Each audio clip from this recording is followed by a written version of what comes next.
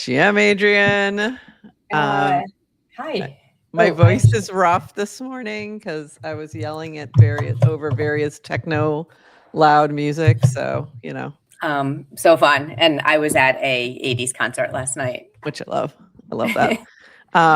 Yeah. So we'll talk about all those things towards the end of the show when we need to recover and talk about fun things. But we are going to jump in. We have some news. We've got 29 minutes of Farcaster news for you. And then we're going to also talk about what some people are building, some really fun things on the timeline. I'm going to do a little Art Basel recap. And I also have some swag and merch and fun things to share and show you. So I have my bag of swag. So if you are already in our chat, retweet, recast, let people know we are here. And we will be back on the other side of this 40 seconds. Welcome to GM Farcaster, bringing you everything from breaking news to spicy memes to the deep lore shaping this vibrant digital community. More than just a show, GM Farcaster is your digital third space where the community connects, the stories unfold, and the culture thrives. Whether you're a daily caster or just dropping by, we've got the latest buzz to keep you plugged in. So grab your coffee and let's dive in with your hosts, Nanish Prof and Adrian, for another episode of GM Farcaster.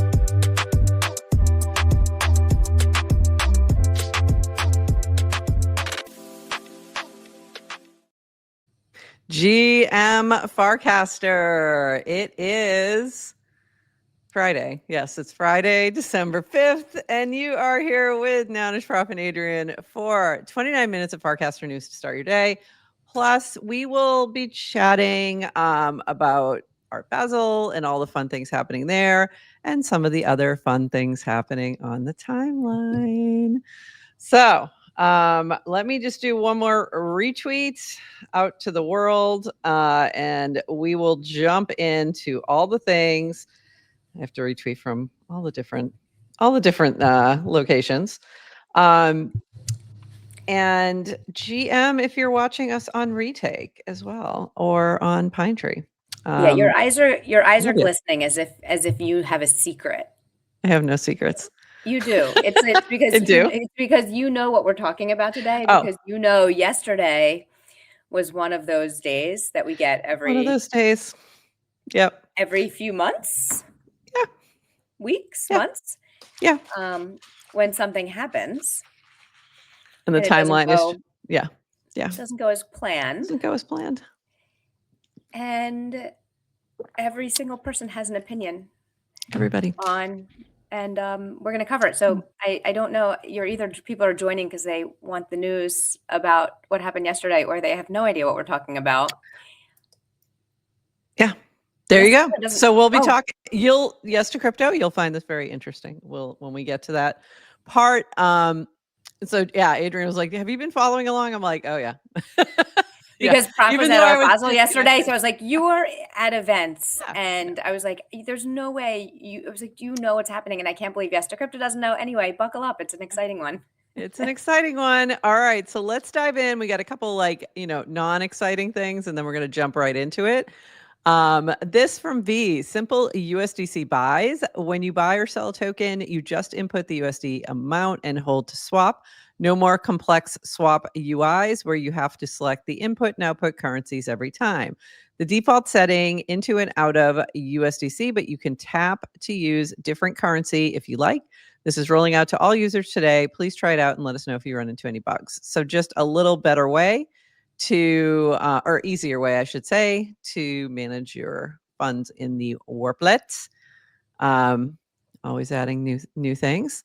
And then this was from V also, which I thought was interesting. It's sort of crazy that a swap on the average wallet can have chain fee, a few cents to a few dollars, interface fee up to 1%, relayer fee up to 0.15, DEX fee up to 1%, slippage, usually 5 to 10% for tokens. If you don't know what slippage is, that's if things get really busy, you might you might have to pay more in order to make that transaction go through. This usually happens when somebody's launching something and or the market's completely crashing and everyone's trying to sell everything. So there's either a lot of buy pressure, a lot of sell pressure, and you get slippage. And then MEV tax variable. If you don't like paying taxes to all the tax collectors, you should get Farcaster Pro. We're already going to be 1% lower than most wallets and are working on making this even better over time. So there you go.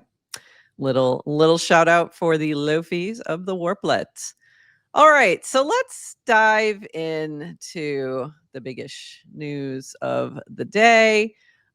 So there was the first pre-sale on Clanker, officially by the Clanker team. So not necessarily the first pre-sale for any Clanker token, but in this way.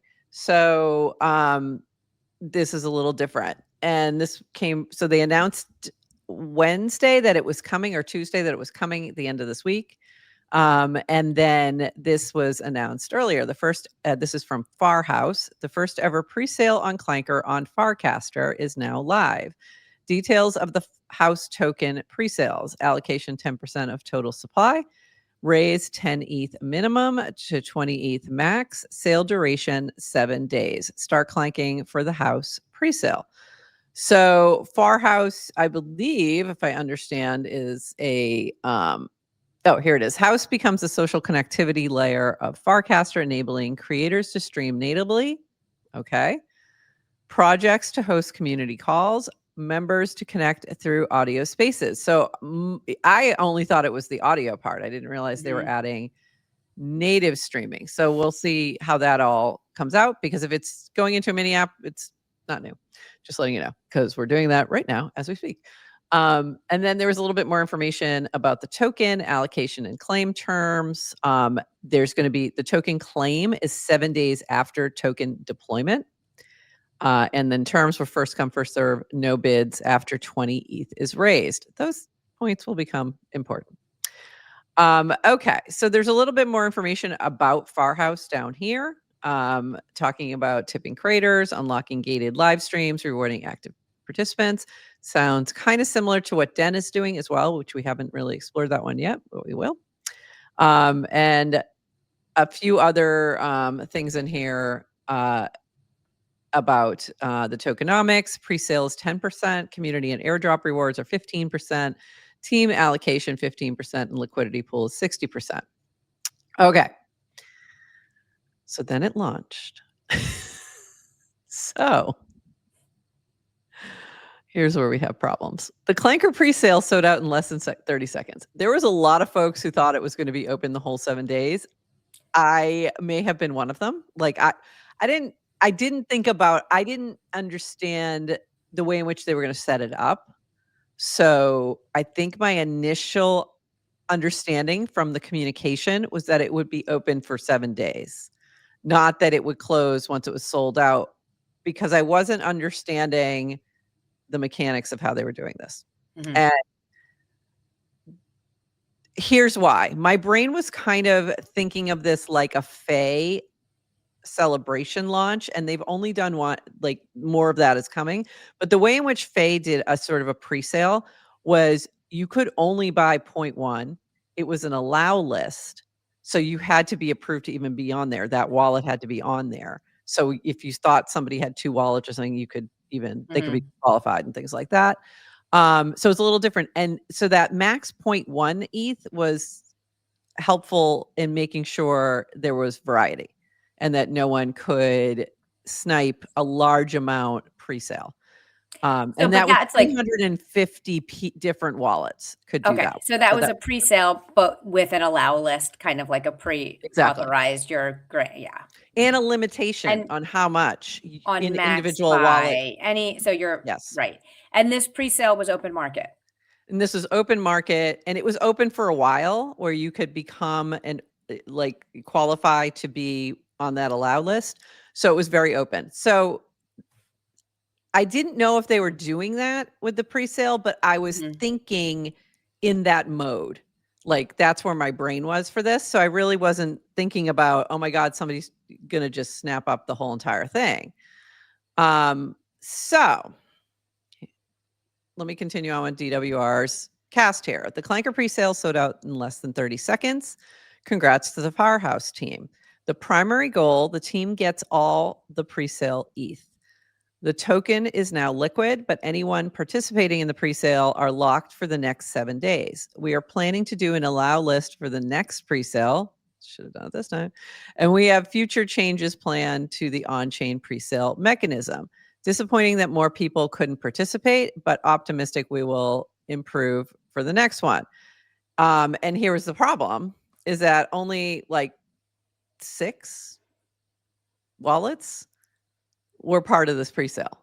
And it happened incredibly fast, 30 seconds, because those 6 wallets took the whole amount of that max 20, and that was it, all said and done.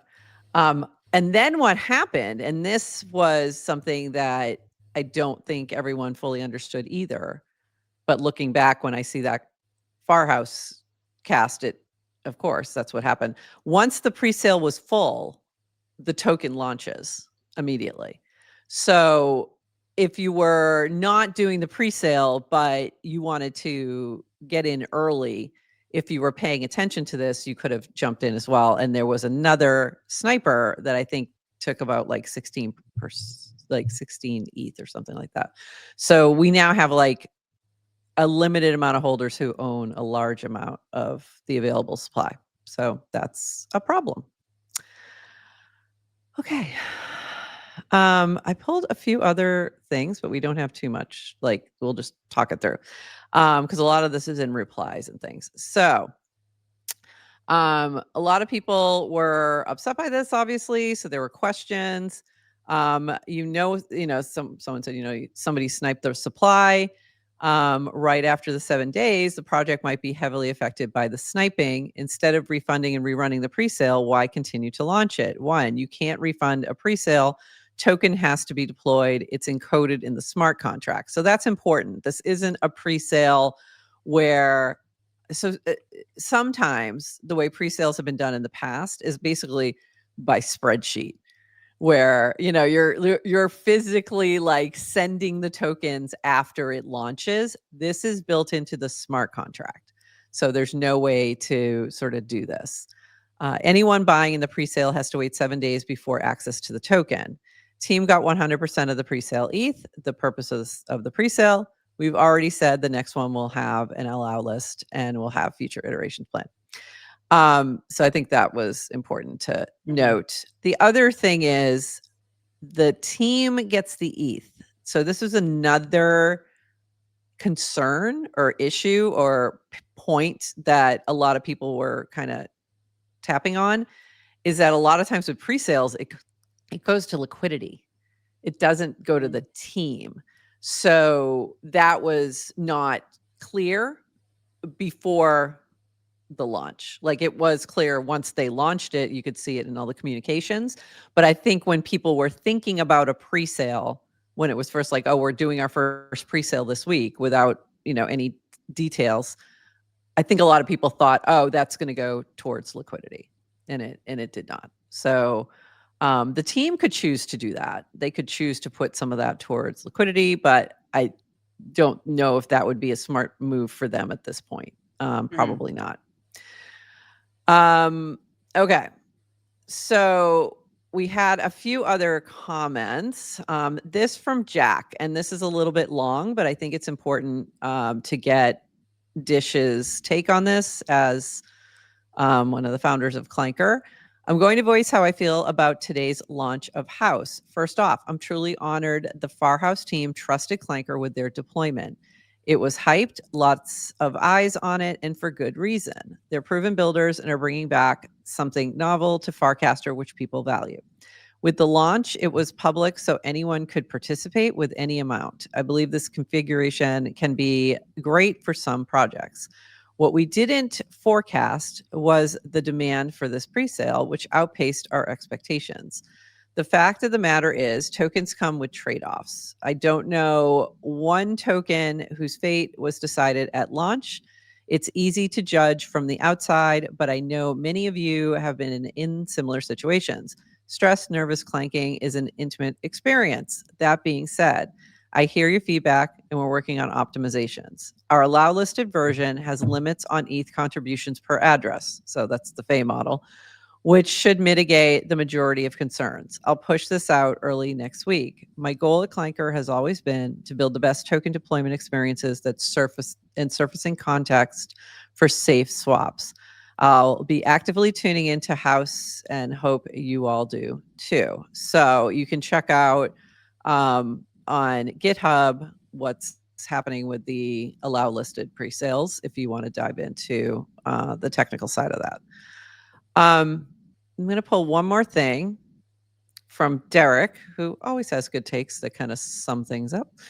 Yes, the House team collected the ETH. Yes, Merkel learned lessons. They'll hopefully improve, but finances are just one facet. House now has a sniper hanging over their head, plus the opportunity cost of a launch to a community of excited holders. House has to inherit mistakes made upstream of them. So, and Proxy said, what do you mean sniper hanging over their head? And I think what he's saying is that there are these, limited 6 large holders, including one who's holding, who had sniped at 16 ETH, which is a large amount of the token supply.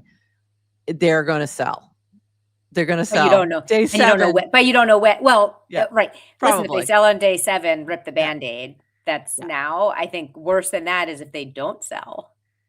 And they hold this over you. Yes. Then you've got this kind of like, it's like just someone with just kind of too much influence or power over your pricier token. Unless they're a benevolent sniper. That is a callback to something that happened a long time ago, but some of you will get it. They could be a benevolent sniper and they'll hold forever. Thoughts. I'm going to let how would you like to, you probably actually saw a lot more of I was following along, but I was following along on some of the main accounts and not seeing as much of the discussion. I wasn't diving into a lot of the replies just because I was IRL busy. So what else did you see? What other concerns were there? Like what were your thoughts? Yeah, I mean, I think most of like the fallout was just everybody like really disappointed. It was like that a mistake was made. Yeah. Was a mistake made? I don't know if a mistake was made, but it was like, you should have known, you should have done better. Choice. It wasn't necessarily a mistake, but disappointed in the choices that were made, I think is, you know what I mean? Right. The way in which it was deployed. I think no one liked the outcome. Like no one wanted it to have one person, right? Like you don't want one wallet holding, like picking it up an entire pre-sale.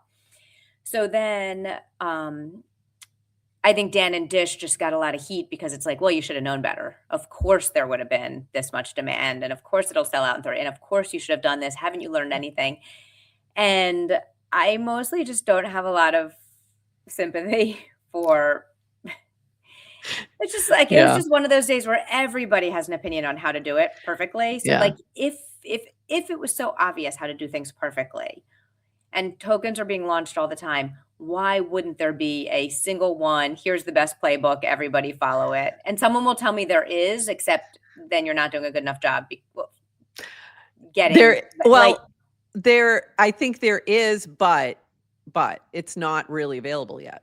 Like I think the FEI model, and that's going to end up being the Clanker model as well, is the better model.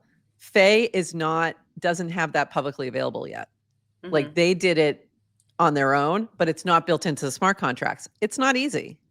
So, right. And Clanker will build that in. I mean, it sounds like that's what they're doing. We'll iterate and build. I just, it got a little nasty. The timeline got a little like just kind of nasty. And that's where, I'm not overly sympathetic though. Yeah. If you're getting super nasty and personal, like that's never helpful. If you're critical in a way that is substantive and useful to the team, then have at it.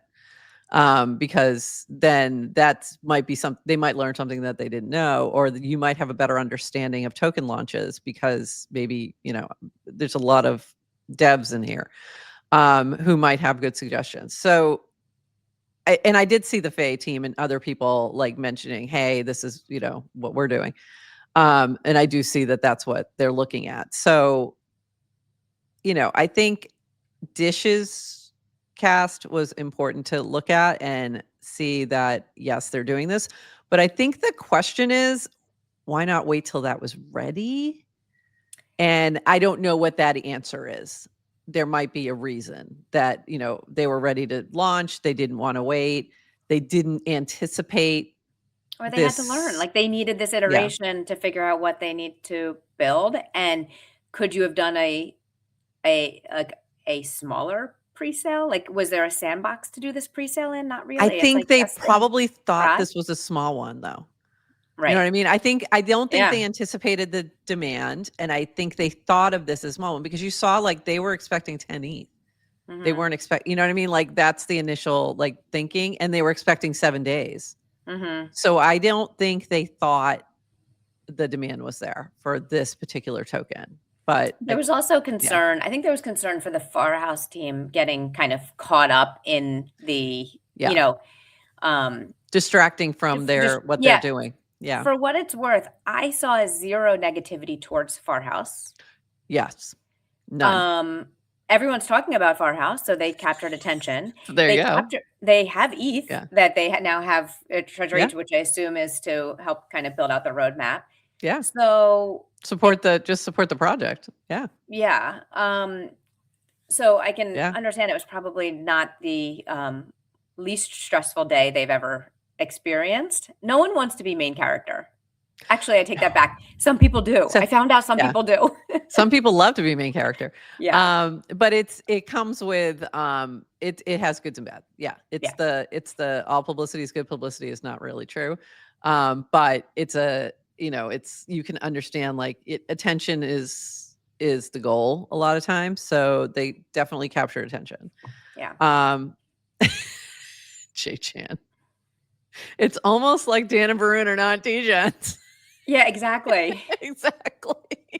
And even Dish, honestly, like even the person who's built Clanker, I would not consider him a full-on in the trench degen. Like he uses his product, but he's not a trader, a day-to-day trader either. So that was another comment I saw out there that maybe there wasn't, enough understanding. Yeah. And you can get upset and be like, oh, they don't know what they're doing. I'm going to go somewhere else where people know. But I will say, I think Dan and Varun are excellent product people and fast learners and iterate and kind of really dedicated to what they're trying to accomplish. So it's like, by the way, I casted last night. I said it was a personal thing, but it was a subcast of everything happening, which is like, I want to have a big heart and thick skin. Yeah. And it's like, in terms of like, I think of heart of like where you're being led to. Yeah. And they have thick skin, so they will keep going. I don't think it bothers them think it bothers them as much as it bothers me. Like, why is there so much negativity? I think there's been times where we are much more sensitive to the criticism than they are. But also, it can get to you when it gets personal. I think, and also, they don't feel good about this. They wanted this to go well. They want this to be, something that drives revenue as well. So they want things to go, believe me, they're not doing this on purpose. They want everything to go great. Yeah. All right. So more to come. Go check out Farhouse. I don't know when they're launching or anything like that. So I have to go check that out. I thought there was a Farhouse for a while, but this is a new version of that, I'm assuming. I will. Yeah. What's going on. So we'll have to explore more. I'll be sliding into their DMs. Yeah. And hopefully we can get them. Get them on to actually talk about the project, so that we can have a better idea of what they're building. Can we share our news that we're going to continue with Clanker spotlights? Speaking of, we should definitely share this news because it's an important disclosure. Another issue. So yes, we are continuing on. Even we weren't sure when Clanker was purchased if we would be able to continue on doing our Clancaster spotlights and have them as a partner. And that we just got that news yesterday that yes, we will be continuing on with this. So clank clank.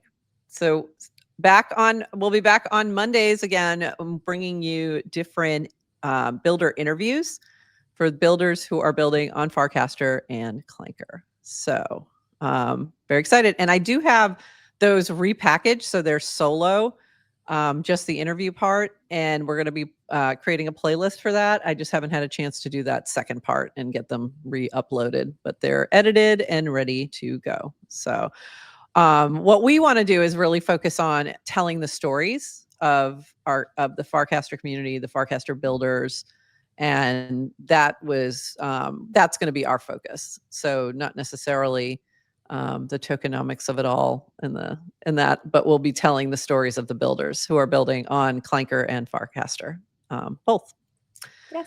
And Anything hopefully, to also encourage other people to learn about how people are using Clanker. Yes. With like alongside projects and whatnot. And hopefully we can. And everyone's doing things a little differently. So there we go. Everything's doing a little differently with how they use the token. Sometimes they're using it in a mini app directly. Sometimes it's supporting in different ways. So I think that's important too, is to be able to understand that. And we're also going to focus on things like what we did with Empire Builder, the tools that builders might have that help with Clanker tokens. So things like that we'll be talking about as well. Okay. We're getting some insight in the chat about Farhouse and who they are. So from Mika, I know that like there was X Spaces, but then they talked about adding streaming. So it sounds like they'll be building on. And it also looks like decentralized Zoom, Riverside. Okay. When I was at I do know Huddle 01. I've heard of that. So okay. That's interesting. I didn't realize that was them. VC backed. Or and I remember Huddles. Yeah, Farhouse was doing just audio. So the streaming is different, and that's very interesting, obviously, to us if it's native. If it's just in a mini app, we got that already. We're good. Thank you. Like all set. Right. When I was at Dev Connect and I told you everyone at this, in this weird Ethereum world was like, what about decentralization? Like they didn't really care about the degen stuff. Yeah. So when I was explaining about the show we do and the news show, I had people coming up who are building various decentralized streaming and services. And I was getting really dinged about like, how are you on YouTube? What are you going to do if YouTube bans you? What are you going to do? Like, why are you building, asking about StreamYard and Twitter and YouTube. Yeah. And the reality is like, they're right. What would we do? Except also, this is at what point and when does, anyway, this is not for today conversation, but, I was just checking into Retake just to see if we got anybody chatting in there because we haven't been giving enough attention to the smaller streaming sites. So GM, to those watching on Retake, I see you. A1 Coin Brand and Milama, and I can't say names. You know how bad I am at that. So B4 Degen, hello. So if you're watching on there, thank you. We appreciate you. If you're watching on Pine Tree, we appreciate you there also. Don't think anyone's over there right now. Oh, somebody's there. So GM to you all. But yeah, but native streaming to me is interesting, similar to the way we're on Twitter. We get the most viewers on Twitter. So hi, Twitter. Smidgiest, I see you. So, and we know that, and that's Dream. That's distribution, rules everything around me. And if we can be live in the stream in your feed on Warpcast, oh my God, Farcaster and Base App and all the areas, then that's going to be a huge difference. Put money in the cup for saying Warpcast. I know, right? We can just, you'll be able to discover us. It's easier. Discovery. Yeah. It's just discovery. So anyway, that's that. Let's move on. I do have one more note on this, but in a little different way, from our friend Will at Splits and Lockups and vesting are extremely important for managing app coins properly. More to come if you have an app coin, also known as a meme coin, also known as a token, also known as a Clanker, and have any pain points you want to solve, hit us up. And this is related to new on Splits teams viewing claims tokens vesting via Hedgie and Sablier directly in your team. Kudos to Saif and Didi on this launch. Really clean work. So that's another thing with a pre-sale, is that you might have this vesting in some way in terms of any tokens that they're taking in as the token. The team usually will vest things, might stream it over time. Sablier has been a streaming service for a long time, pretty well trusted. I don't know Hedgie. So if you are using anything like that, I definitely recommend you check out Splits. That would be really useful if you are managing any kind of vesting and lockups. So there you go. All right. Let me shift gears now, because now we got to move into the builders group of links. So let me close this out. Because we have a bunch of other fun things that are happening too. There's a lot of fun on the timeline as well. Like, it feels like very chaotic at the moment, where you've got yes, you've got some crankiness for many reasons, but you also have a lot of fun that's happening and that I'm enjoying. So let's dive into what some people are building. This from our friend Ghostlinks, back from the wherever. Introducing Linkcast, linkcast.xyz. No plans to launch a token, just a simple Farcaster client I built for fun in the last 2 weeks. All feedback is welcome. More info below. So the client shows all rootcasts and replies that include links from 118 trusted users, updated every hour. I'm still figuring out how to grow this list, open to ideas. So there you go. New little client here. How cool that consideration. How cool that it's a quote cast from here's an idea from 2 years ago. Yeah. I love long-term I know. people who I wonder how long he's been building it.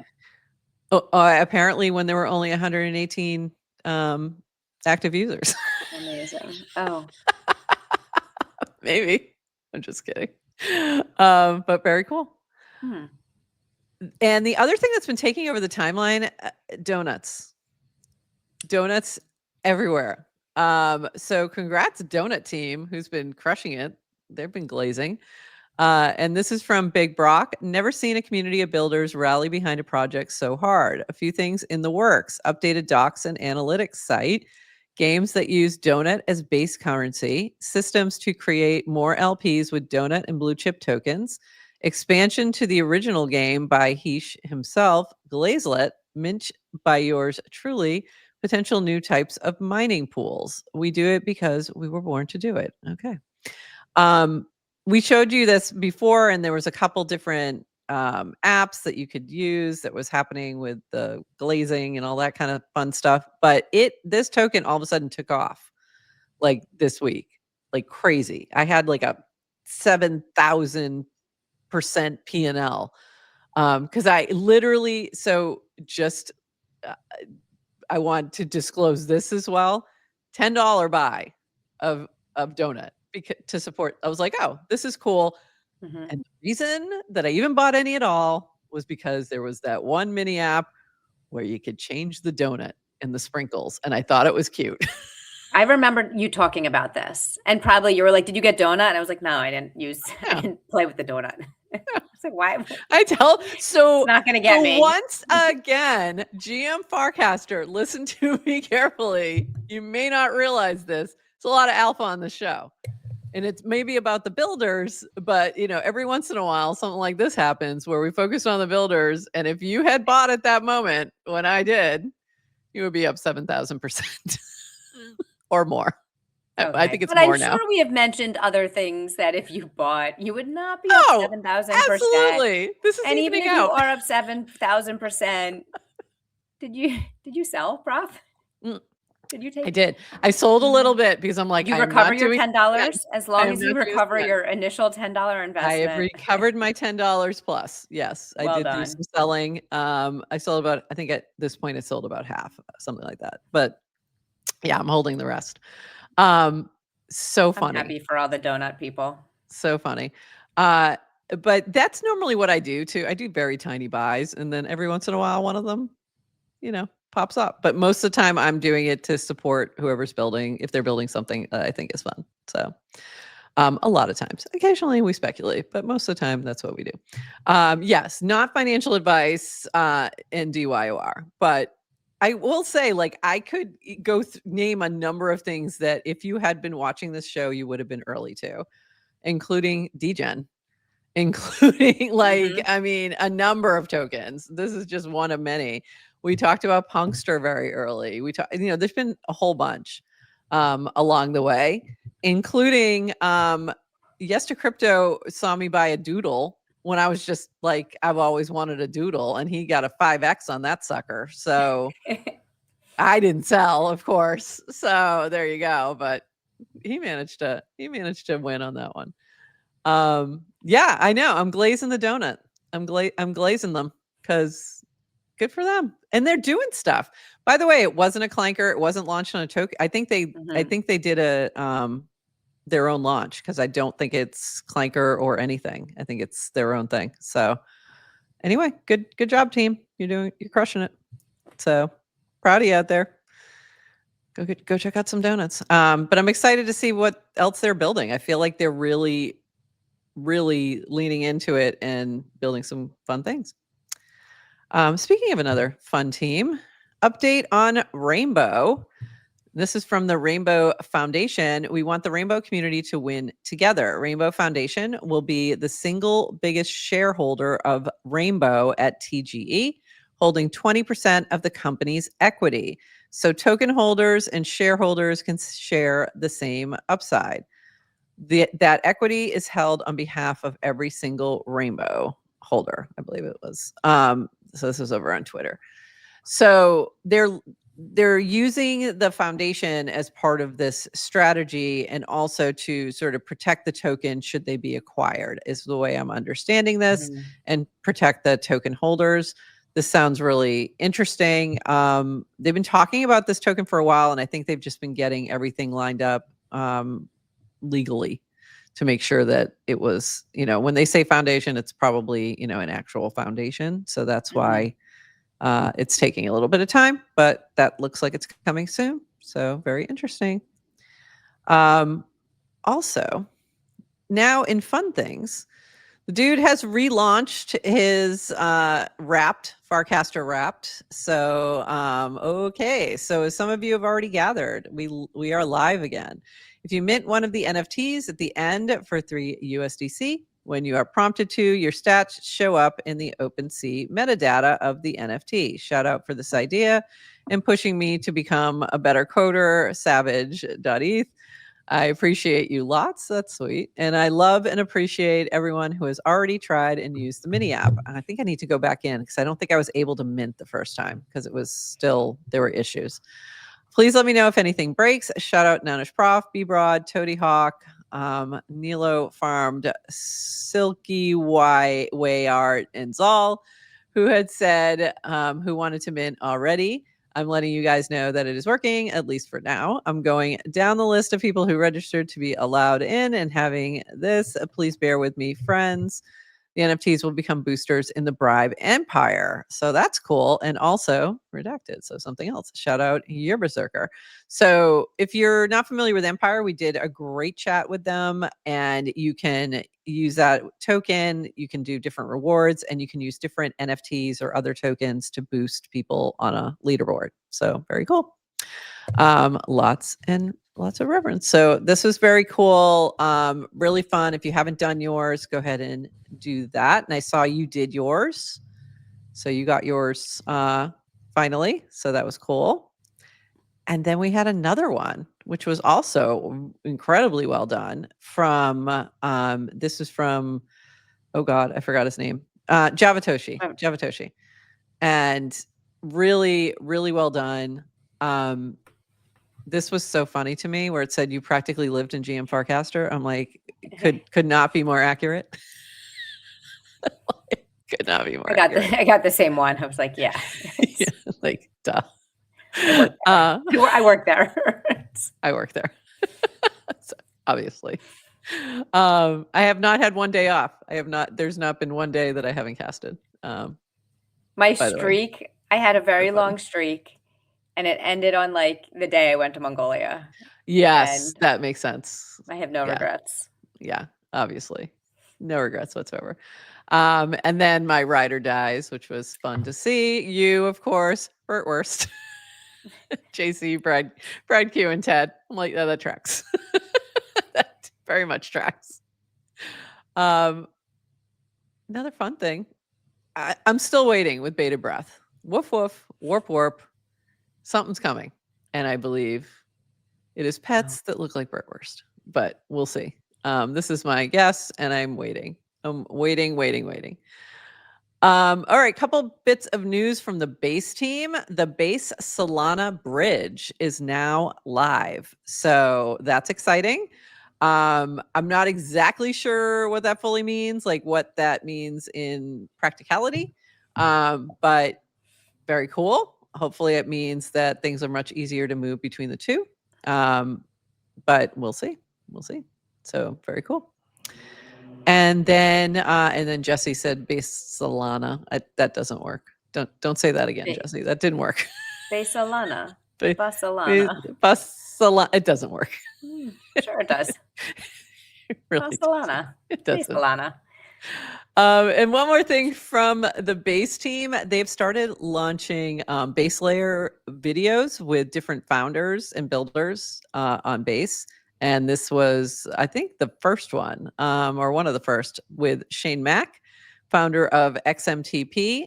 He spent years building messaging before crypto existed, and now he's building the communication layer for the decentralized internet. This is his story. So this is like a, highly produced version of what we're doing with Clanker, right? a really nice, edited, highly produced version. I love base, but I just think in the world of AI, like people want raw. Okay. People want low production value. Like any AI can make good production value. People just want to know there's actual real I'm just going to say fallible human beings. Excellent video. This is really well done. Yeah, go watch it. Do you want some lore about Shane Mack? Yes, I do. Of course. If I say BBM, does that mean anything to you? No. In the context of messaging, does that mean anything to you? BBM? Bulletin boards? No. Anyone in the chat? Does that mean anything? No, I have no idea. Okay. What does that mean? Figure you have to, I'm going to leave that some homework to figure out what BBM is. He worked on BBM.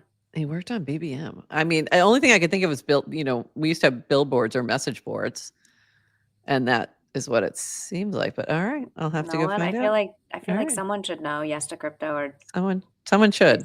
Definitely someone should. It's big, beautiful men. No. Okay, now this is gonna get bad. Really bad. BlackBerry. It's not BBL. BlackBerry messaging. Oh, BlackBerry. Did you have a BlackBerry? No. Oh. Did I ever have one? No, I don't think no, I think I did. I think I did once. I think it was a work one.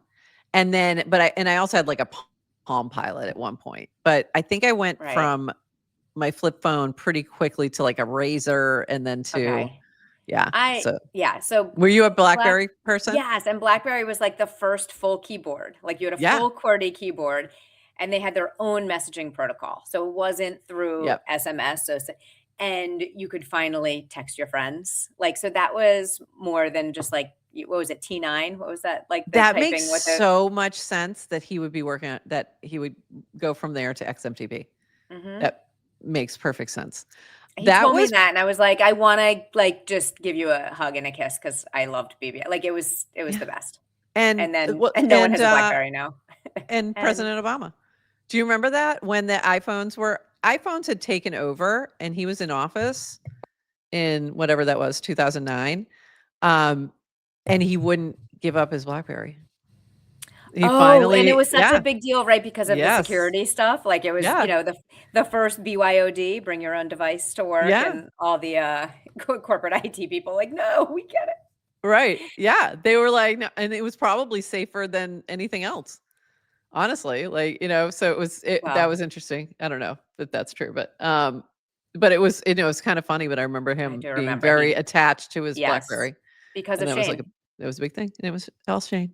All Shane. It was- But very cool. Go take a look at that. And I'm looking forward to see who else they highlight, because I think that's a really smart thing. It's something we're going to lean into. I think one of the other things from Art Basel, which I'm going to dive into that right now. I went to Stellar House, and that was Boys Club. Helped produce that along with Stellar. And they had I think it was the CMO of Stellar, chatting with Natasha from Boys Club. And one of the things she said was storytelling, like how that is one of the most important things that brands can do. I think he was asking her like what, mistakes people make, or what should they be doing.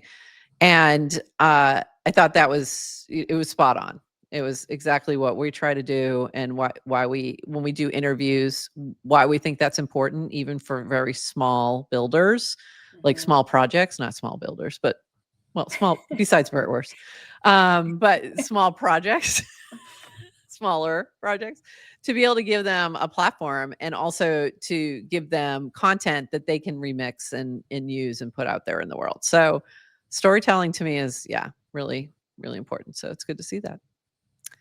All right. Let's dive into some Art Basel news. This was hilarious. Hilarious. This guy, who do you think that guy is?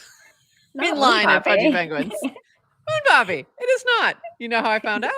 I went up to give him a hug. That's hilarious. I went up to give him a hug, and I'm like, Moon Bobby, and he's like, huh? And he's looking at me like I'm out of my mind. So it was funny. It was very funny. But the funny thing was, Nikki from Miami and Lily, Lobster Mindset, were both there as well. Saw them later on. And I saw Nikki, and she looked over. She saw him, and she went, oh, isn't that? And I said, no, it's not. She's like, I'm going to go interview him anyway. And she did. And he was like, just some random guy, an accountant. And then Lobster Mindset, who used to work with Moon Poppy at Clanker, by the way, did the same thing. She looked over. She's like, oh, Moon's. And I'm like, it's not him. Amazing. It's definitely not him. So that was really, really funny. So this was like my time in Basel. We had like a pasta party that was sponsored by Base and Boys Club. And that was Base's only thing, as far as I'm aware. Oops. I did not mean to make it that big. It's too big. So it was really fun. Joni was there from Base. She basically flew in, just for that, and was flying back out. And because the Base team's all been in New York this week, so that's why. But this was really fun. Kind of just a quieter, dinner, sit down, earlier in the evening, and just really fun. So that was cool. Okay, dumb question. What's a pasta party? Is it you eat pasta? Yeah, you eat pasta. It was just at a pasta place. Oh, okay. So they called it a pasta party. Cool. Yeah, that's all. It's just, a place where you eat pasta. So it was really fun. And they also were giving out the cards with the $10 USDC on Base. So, and Joni was handing them out and said, but we want you to spend it on something. So I went and bought some tokens. I supported some artists. Nice. I love on the Base app. So yeah, that was a fun little bonus. And then this was Stellar House. So Stellar House, they had a brunch with Boys Club in the morning, and then they had sessions in the afternoon. And Samuel Huber was there. So that was cool. Fun to see him. And that's where I ran into Lily first, Lobster Mindset. And Poi Meets World was there. So that was cool. and Chipped Social was there. I got to start pulling out my props. So Chipped Social was there, and they had nails available, so that was cool. Oh, this was from the pasta party. They had little books, like little notebooks with pens, so you could take some notes if you wanted. One of the things they did at the pasta party, what was kind of fun, is they had these placemats with questions on them. The questions were really hard. I thought it was more like reflect on your year, but it was through a Gen Z lens, so I had a little trouble with it. Kate created this, I believe. So I need to get the original though, because I'd love to share it with people, because there were some really interesting, fun questions on there. But that was a fun little activity. But Stellar House was really good. Had a blast there. Heard some cool talks. Like I really enjoyed the talk with Natasha. I think she has had some really good insight there, and getting to hang with Samuel and I forgot his name, new person on this team. I forget your name. I'm sorry, but he was a great guy. They also had tiny t-shirts. You would have loved it. Tank tops. I almost got one for you because I'm like, I'm not wearing this. It was like a tank top, a crop tank top, like something you'll never see me in ever. So that was fun. And then the Pudgy party last night was really, really fun. Always like this massive scale event with lots of merch, lots of games, things on display. Luca was outside, saying hi to everybody while we're waiting in line to get in. Did you ask him when he's coming on our show? He said, no, he said to me, I didn't. He said to me, hey, let's talk, and I'd love to come by sometime. Okay. So still we're going to make it happen. I'll throw it to him. I think I think when he was supposed to come on right after that, he got incredibly busy with some new, I think that's when they were launching Abstract. So I think the Abstract launch, there's always challenges. And I think that got him pulled away from some things. So hopefully we can get him on, but it was nice to see him and just to see what the team's been up to. A lot of OpenSea was the co-sponsor of this, and I meant to check because I had to leave early. I was still thinking that they were doing a larger partnership or acquisition, but I don't think I ever heard anything on that. So I could be wrong, but it seemed like I was waiting for like a big announcement, and I don't know if there was one because I did leave early. So I don't think there was. But I was curious, and they did have a really cool wall with all the brands and sort of high profile people who use a Pudgy PFP. And that was kind of fun to see. So anyway, so I got a new shirt. Nice. I played Blinko, which is like Plinko. If you remember Plinko from, what do you call it? From Price is Right. And I won socks. So that was fun. And they had some new fun little, I don't even know what these are called. These are called something. Shashibo, and it's like these little boxing toys. These were fun. Also, oops, I have too many things in here. Aptos was there. So Aptos was part of this party, and I ended up with a little Aptos Art Basel shirt and a hat. And then lastly, I'll be saving this for our friend Siege. I got to get her address and see if she wants me to send it. This is a Labubu cover. So your Labubu can look like it's wearing a little pudgy penguin. I have no intention of ever owning a Labubu, so I am going to pass it along to the person I know who loves her Labubu. And also they had the new Pez dispensers too. So anyway, that was fun. I had a good time. People are making Labubu covers. Yeah, apparently it's like the thing. Labubu. I don't know. I'm not in that world. I am not aware, but I saw it and I went, I got to get that for CJ. So it's coming your way, girl. While I was there, you were here. My Spotify page went back to 1981. How was it? Actually, my Spotify Wrapped age was actually 70. Okay, mine was 66, and I was pissed. 70. I was like, pissed, and then I saw everyone else's, and I felt better. Yes, mine was 70, so I wanted to make myself a little younger, so I went to the Foreigner concert last night.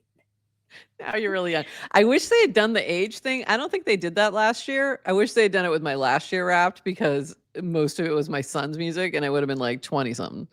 But no. I've been listening to I've been listening to a lot of Billy Joel this year. I don't know why. Yeah, that'll do it. Kids started listening to it too, and like every time I get in the car, I don't know. It's okay. That'll make you 70. Yeah. But the Foreigner concert was excellent, by the way. Good. And awesome. It was really fun. They played. Was actually Lou Graham? He was there. He didn't do. So they have a new singer. Okay. In the band, and it's kind of like, yeah. I think there was only one guy from the original band who kind of, or maybe not. But there were people really coming old. out. So so Lou Graham came out and did 3 songs. Oh, okay. And including one, I think Urgent maybe, where he just when the other singer came back out, he played cowbell the entire time of that song. That's funny. He did. Oh, it was so good. It's just like, so but yeah, so he was there, and it was super fun. All right. I would love to see them. That's amazing.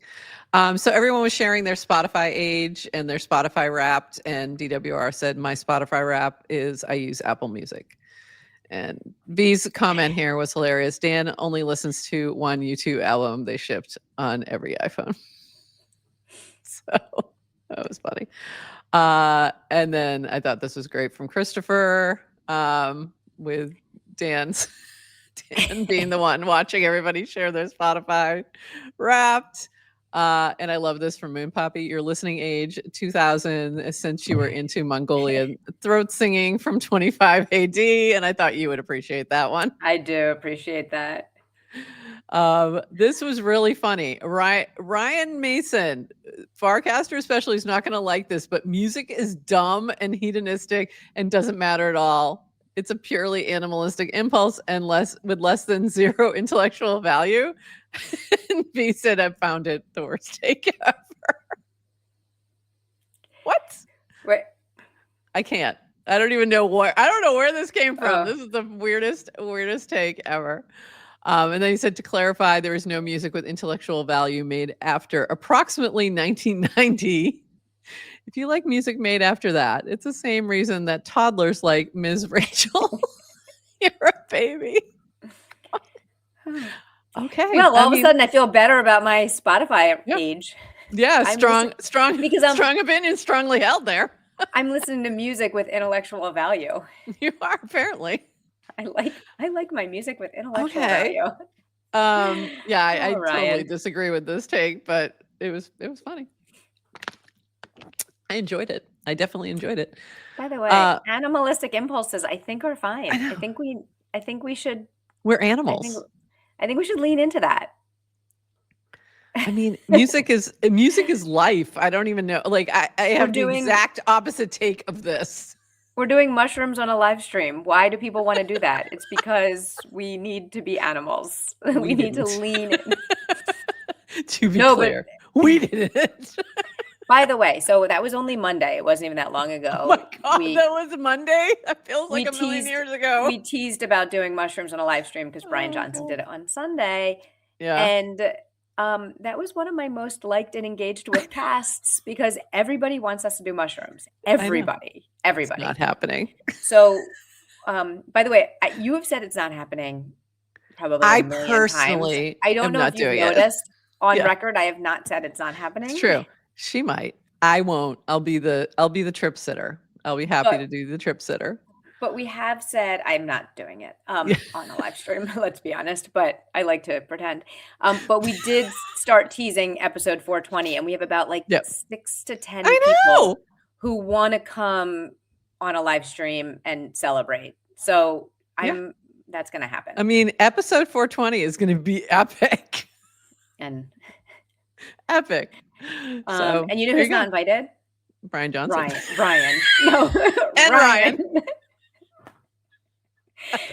Just kidding. We love you, Ryan. We don't pick on you. I think everyone's allowed to have their takes. Hey, strong opinion, strongly held. There you go. All right. One last funny thing, and I don't know what this says about what 2026 looks like. This is from Rachel W. I have a friend who works for Pantone. She told me that one person gets to travel the world, absorb high-touch cultural events, attend fashion shows, etc., and after a year, they make the pick for color of the year. This is what they came up with. I can't. And P.S. I want this job. It's Pantone's 2026 color of the year is Cloud Dancer, aka white. Just nothing. You know what? You know what Cloud Dancer? You know what Cloud Dancer doesn't have any of? What's that? Animalistic value or whatever. No kidding. Animalistic impulses. None. It's just intellect. It's nothing. It's nothing. Literally nothing. Like what in the world? So it's a gray. No, that's a soft gray white. No, it's just whatever. It's still nothing. So I said, why is the color of the year? And I don't. And then she said 2026 is going to be bland AF. And I said, I'd be fine with that, but I don't think it is. So remind me in a year so we can come back. I added the remind me bot and said, yeah, let me know in a year and we can revisit and see if it was bland. Is remind me bot active? Because I have tried tagging it. I'm not sure. It doesn't confirm back, but yesterday I got a ping from Remind Me. Yeah. That so it is somehow still active, but I'm not sure if it's taking new requests. And Bora Dutch, we want to know. That's a good question. So I threw it in there and we'll just see. Okay. But I was like, oh, let me see if it's how bland the year is. But yeah, fascinating. All right. It's not going to be bland. In fact, I was are we making year predictions yet, or are we saving that for our year? It's kind of early. It's only December 5th. I feel like the year is done. I feel like all these things happen too soon. Like all these Spotify Wrapped, Farcaster Wrapped, Pantone color of the year. Like you guys are like 2 weeks early. Yeah. But they had to be first. They got to capture attention. You know, I think everyone's just done. It's so done. They're just so done with 2025. They're like, this has been a lot. I'd like to move on. I had dinner with friends the other night, and they were complaining. Some of them were complaining, like it's just like, oh, I can't handle this. I can't handle the chaos in the world. I just miss, the good old days. And I'm like, I was like, by the way, you weren't happy back then. You were complaining about those good old days. Yeah. And right now, I'm like, you're going to look back and be like, remember how stable everything was when Trump was president the second time and everything was normal? And like, can we just go back? So you're telling me it's going to be even worse. Yes, because you're going to be walking outside your house. There's going to be drones flying overhead. You're going to be like, is it safe to go out? Because all the robot army is going to come and they're going to tell you whether or not you're allowed to leave your house. And you'll be like, oh, remember when we didn't have to worry about robots shooting us from the sky? Welcome to dystopian GM Farcaster. I'm just saying, games are happening out in the parking lot. Not yet. I'm just saying right now they're not. So go out and live your life, people. This is as good as it gets. Not as bad. These are the good old days. All right. And with that, that was uplifting. I meant to be uplifting. Does everyone feel good now? Jeez. All righty then. Yeah, we're so happy here. Have a great day, everyone. Oh my goodness. All right. And with that, we will be back Monday, 11:30 a.m. Eastern, 8:30 a.m. PST. Hopefully we're working on a Clanker related guest for our Clankcaster Spotlight. Firehouse team, if you're listening, we'd love to have you on. But we have a few others that we're reaching out to as well. So we'll look for that Monday. Anything else, Adrienne, before we call it? Just to say, keep the people happier. Just to say, I love you all. No, I really mean it as a positive thing. And by the way, the maybe will be. It's like, it's. I don't know what to say. I think it's best if we leave you with this, with this random human who just happens to look like Moon Poppy. No, listen, I was joking. The robots will be dropping candy. It'll be Halloween every day. They're going to come to your house. And it's going to be great. Skittles, it'll just be like the rainbow falling on you. And you remember Taste the Rainbow? Yes. Those commercials. And Adrian now trying to backpedal to make y'all feel better. Everyone will have universal, incredible income. There will be just so much abundance and wonderful Not just things. universal basic income, universal incredible income. It'll be a fantastic future. And you won't even have to work anymore. The weekends will start on Monday and they end on Sunday. And life is going to be incredible. And we'll have nothing but free time to pursue all of your intellectual and leisurely pursuits. And I look forward to that day. All I'm saying is when we get that day, someone's going to be like, I miss the good old days because people don't like change. Okay. That's all. And with that, friends. Am I digging? Happy fucking Friday. Happy Friday. Love you all. Enjoy. Have a great weekend. And we will see you on Monday, unless the drones get us before then. So see you then. All right. The best comment ever. I thought you were not doing mushrooms on stream. And she's not. I mean, that says something right there. Anyways, everybody. So for Adrian, you got. Happy Friday, everyone. See you. Thanks for joining us for this episode of GM Farcaster. And thank you to all our partners and HyperSub supporters bringing this episode to you. Follow the GM Farcaster channel for all the latest updates and add our mini app on Farcaster and the base app. Until next time, bye-bye.